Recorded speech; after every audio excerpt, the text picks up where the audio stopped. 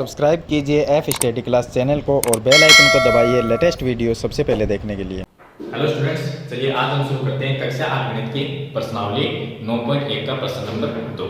पीछे वाली वीडियो में मैंने आपको प्रश्न नंबर 1 है वो बता दिया था। अगर वो वीडियो आपको देखनी है तो इस वीडियो के डिस्क्रिप्शन में मैंने लिंक दिया है, वहां से आप देख सकते हैं। तो चलिए हम शुरू करते हैं इसका क्वेश्चन नंबर 2।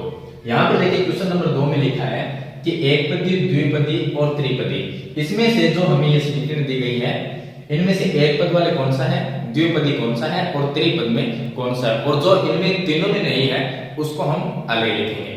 अब एक पदी और द्विपदी और तीन पदी, इसका मतलब क्या है? देखिए मैं आपको छोटे से एग्जांपल से समझा देता हूं। अगर हमने यहाँ पर लिख दिया x, अकेला x लिख दिया, इसका मतलब ये एक पद है। अगर मैं इसमें प्लस y और कर देता हूं या माइनस y कर देता हूं, इसका मतलब इसके अंदर कितने पद हो गए? एक ही हो गया और एक ही हो गया, इसमें हो गए दो पद। अगर इसके अंदर हम 3 प्लस कर देते हैं, z हमने और प्लस कर दिया, जरूरी नहीं है z कोई भी यहां पर हम प्लस कर देते हैं, तो इसका मतलब हो गया 1, 2 और 3, इसके अंदर 3 पद है।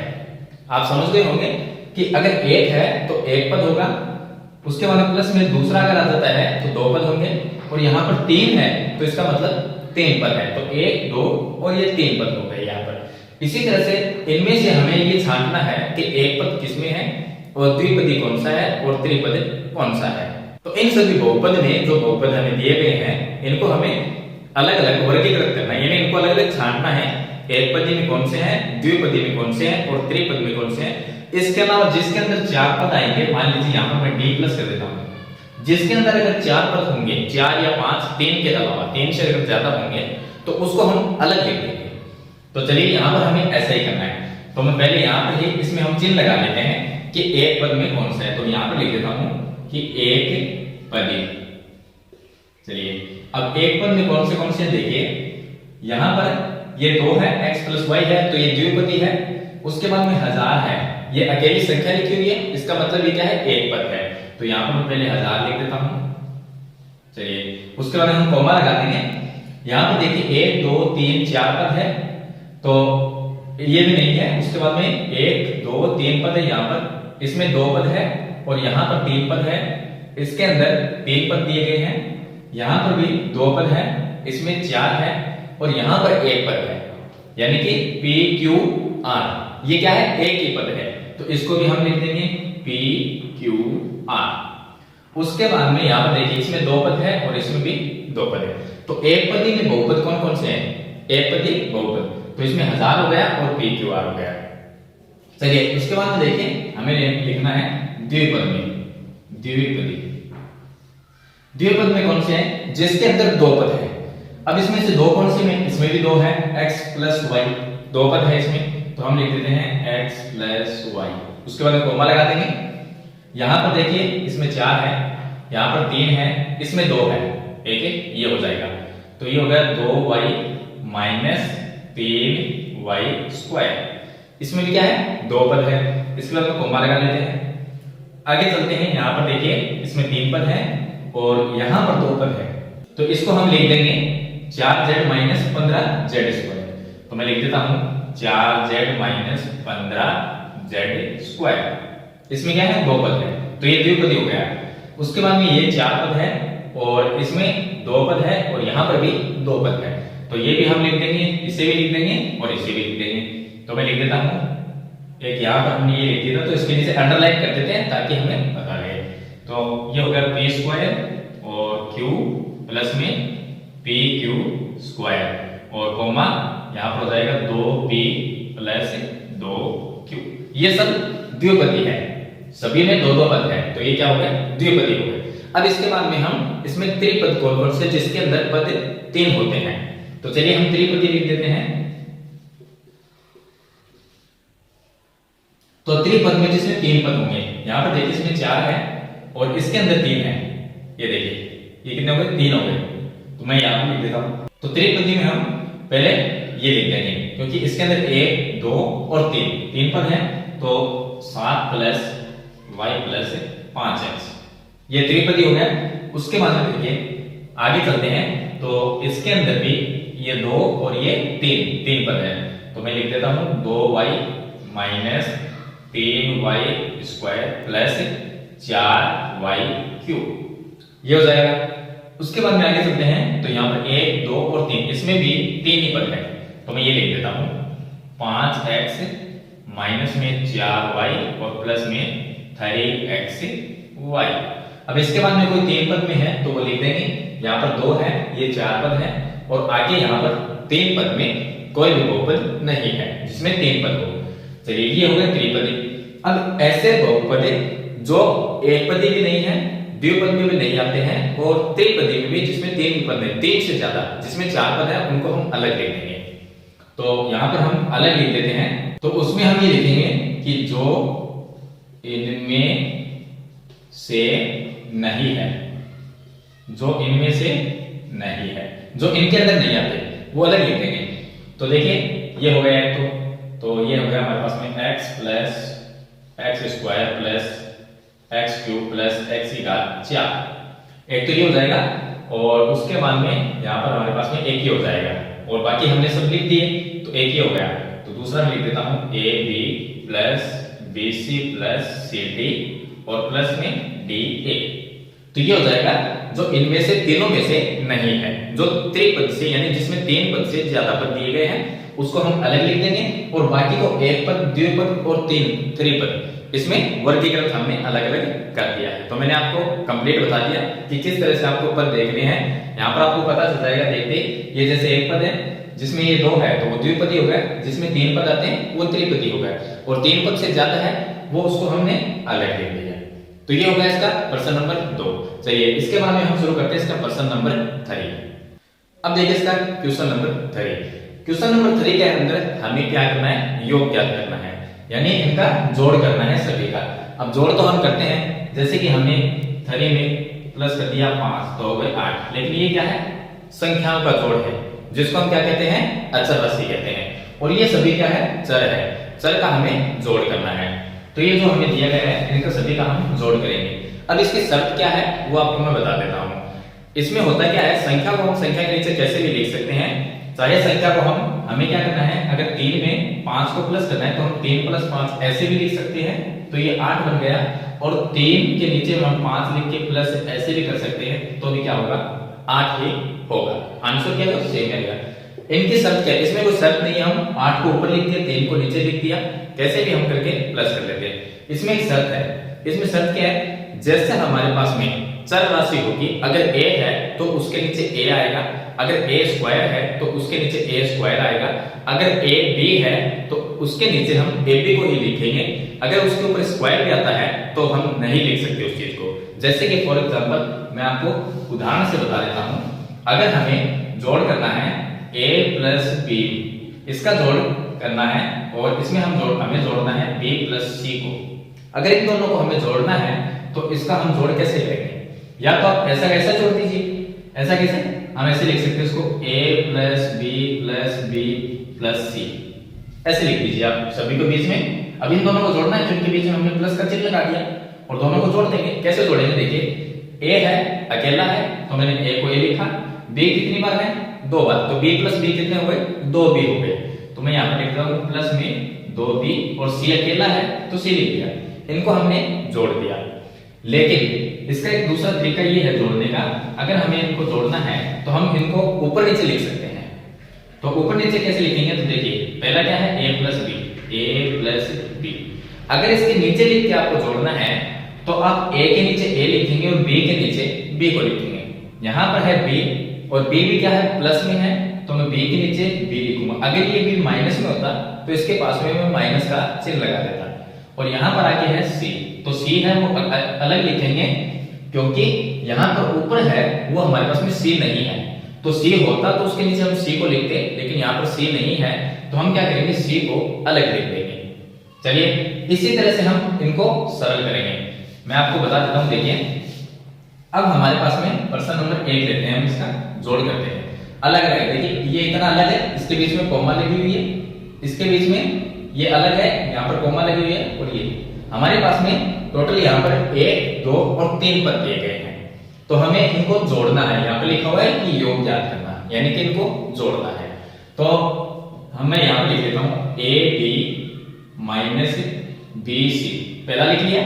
अब सभी को जोड़ना है तो इनके बीच में क्या करेंगे, कोमा को हटा के प्लस का चिन्ह लगा देंगे, तो मैं प्लस लिख देता हूं। उसके बाद में BC और माइनस CA, उसके बाद प्लस का चिन्ह लगा देंगे और उसमें CA माइनस AB को जोड़ देंगे, तो CA माइनस AB जोड़ देंगे। चलिए मैं जोड़, AB है, आगे हम देखते हैं कि AB यहां पर है। अब ये AB है प्लस में और यहां पर जो AB है वो माइनस में है, तो प्लस और माइनस की जो संख्या होती है वो क्या होती है, कट जाती है। यहां पर BC है, ये माइनस में है और यहां पर BC प्लस में है, तो ये दोनों भी क्या होंगे, कट जाएंगे।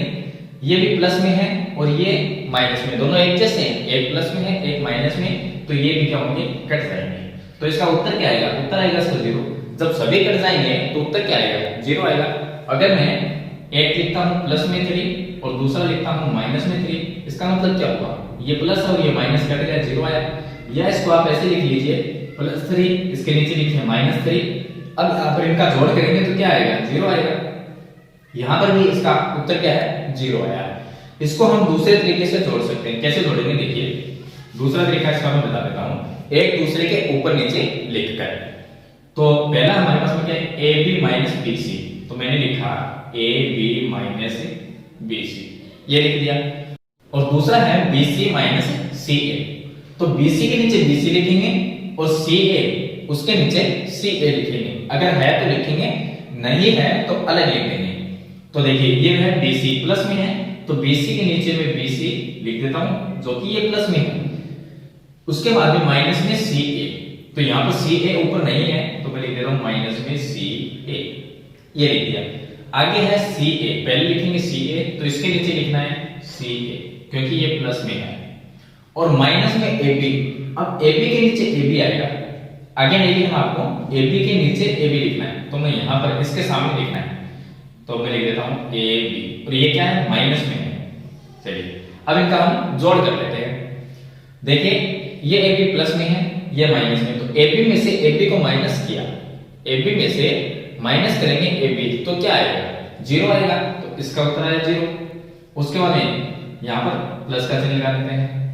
ये माइनस में है और ये प्लस में है, तो माइनस BC और प्लस BC ये भी क्या हो गया, 0 हो गया, तो मैं यहां पर लिख देता हूं 0। और यहां पर भी देखिए ये है माइनस में CA और ये है प्लस में CA, तो ये इसका जोड़ भी क्या आएगा, इसका जोड़ भी 0 आएगा। तीनों का जोड़ 0 आ गया, तो उत्तर क्या आया इसका, 0 आया। तो इस तरह से हम इसको, इसका जो जोड़ है यानी योग है वो ज्ञात करेंगे। चलिए मैं आपको सेकंड बता देता हूं। सेकंड में सबसे सरल तरीका तो देखिए इस तरह से करने का है।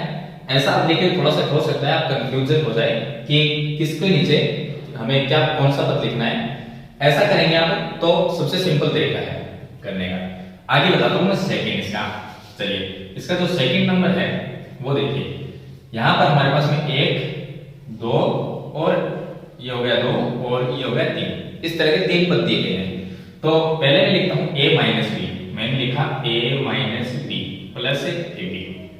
हमें जोड़ करना है सभी का, अब मैं प्लस का चिन्ह लगा देता हूं। उसके बाद में लिखता हूं मैं B माइनस C और प्लस में BC, उसके बाद मैं प्लस लगा देता हूं। आगे लिखता हूं मैं C minus A plus AC। जहां पर इसमें कॉमा लगी हुई है उनकी जगह हम प्लस का चिन्ह लगा देंगे और बाकी सेम टू सेम लिख देंगे। तो मैंने यहां पर ये लिख दिया। अब देखिए यहां पर सबसे पहले है A प्लस में है। आगे हम चलते हैं तो इसके अंदर A है यहां पर जो कि माइनस में, ये प्लस में और ये हो गया माइनस में, दोनों कट जाएंगे। आगे चलते हैं माइनस में B है और ये प्लस में B है, ये दोनों कट जाएंगे। आगे चलते हैं ये AB है और उसके बाद में AB कोई नहीं है, तो मैं AB को AB लिख देता हूं। AB लिख दिया, प्लस में है। चलिए उसके बाद में आगे चलते हैं, ये माइनस में C है और ये प्लस में C, ये भी कट गया। आगे चलते हैं तो प्लस में BC आ गया, ये लिख दिया। आगे चलेंगे तो प्लस में AC आ गया। तो इसका उत्तर क्या हुआ, AB plus BC plus AC, ये इसका उत्तर हो गया।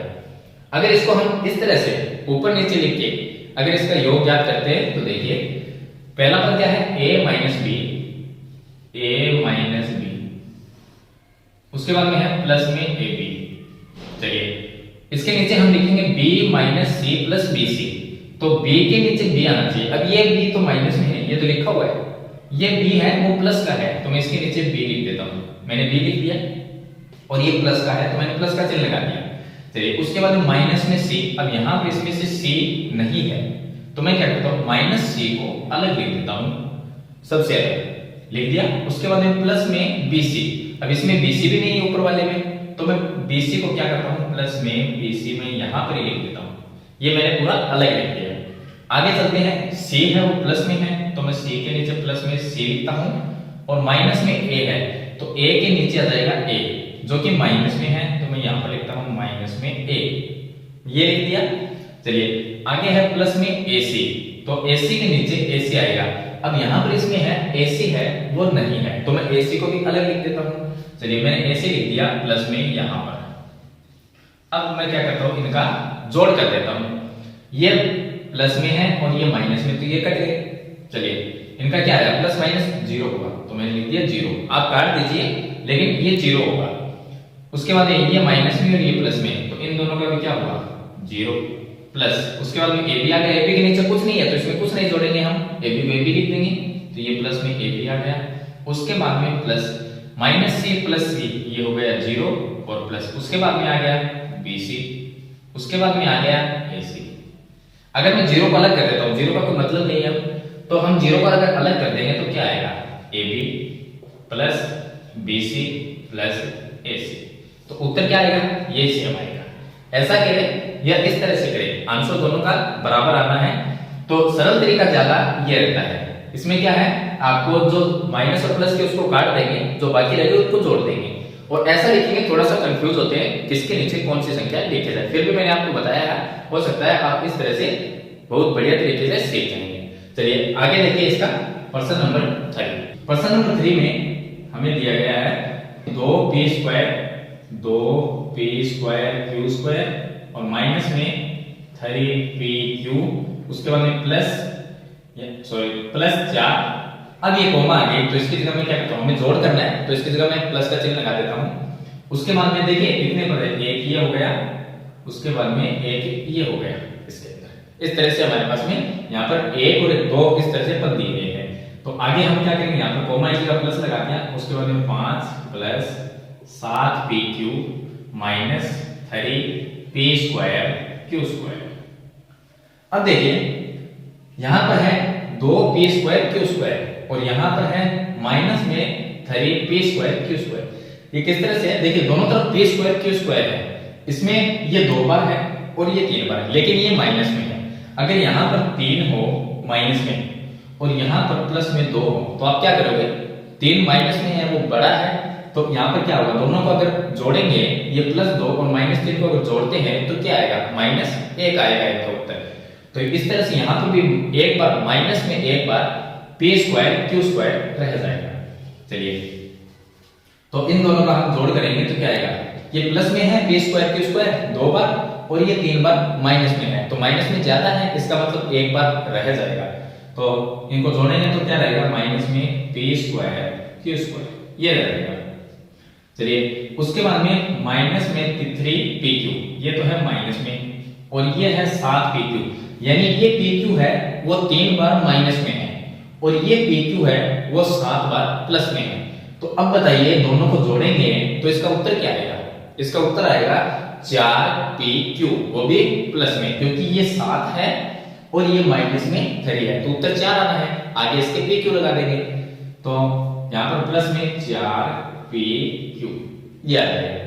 अब देखिए ये 4 है और यहाँ पर ये 5 है, दोनों को तो जोड़ देते हैं तो कितना आया, 9 आया, तो इसका उत्तर क्या आएगा, ये आएगा इसका आंसर। अगर उस तरह से लिखेंगे हम ऊपर कैसे लिखेंगे, तो देखिए यहाँ पर कितने पद है, एक ये 2, पहले मैं ये लिख देता हूँ। चलिए यहाँ पर मैं लिखूंगा 2p square q square minus में 3pq और प्लस में 4। इसके नीचे दूसरा पद लिखेंगे, क्या है 5, संख्या के नीचे संख्या लिखेंगे, pq की जो संख्या है उसके नीचे pq वाले लिखेंगे, और p स्क्वायर q स्क्वायर वाले जो हमारे पास में पद है उसके नीचे p स्क्वायर q स्क्वायर का पद ही लिखेंगे। तो संख्या के नीचे मैं संख्या लिख देता हूं, तो 5 है, ये लेकिन ये 5 क्या है, प्लस में है, तो मैं प्लस लिख देता हूं।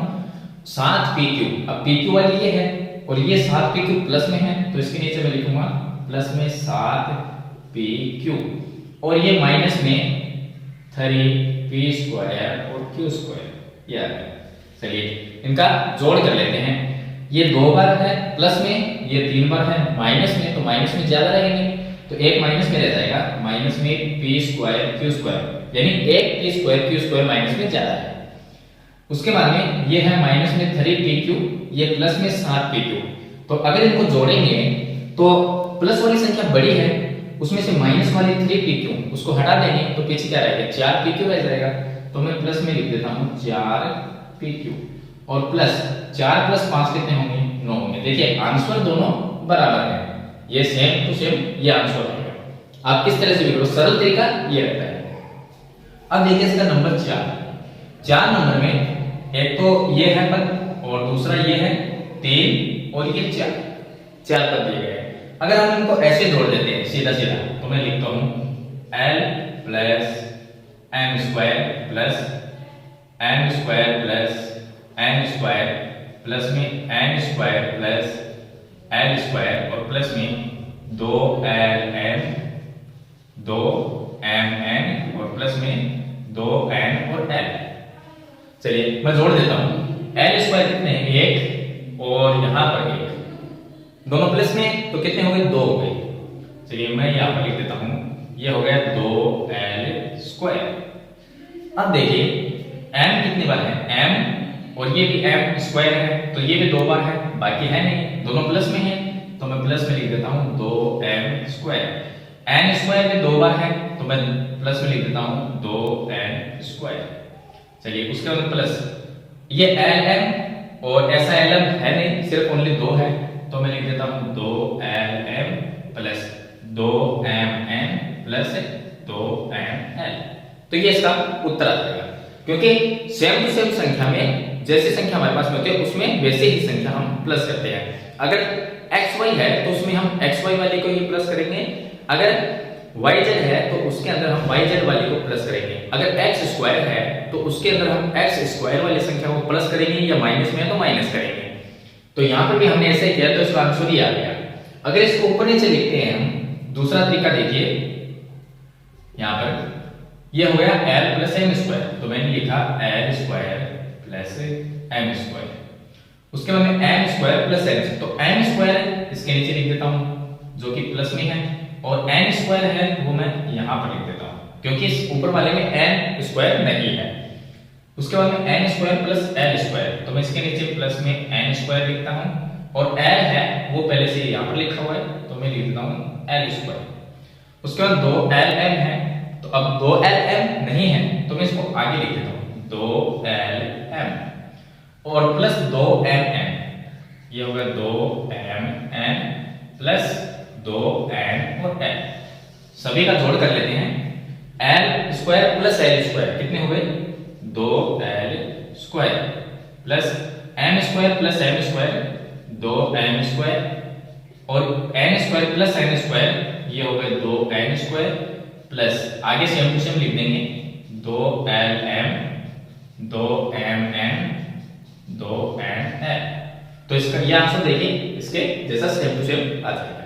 तो इस तरह से मैंने आपको 2 तरीके बताए हैं योग ज्ञात करने के प्रश्न नंबर 3 के अंदर। तो आप किसी भी तरीके से इसका योग है वो ज्ञात कर सकते हैं।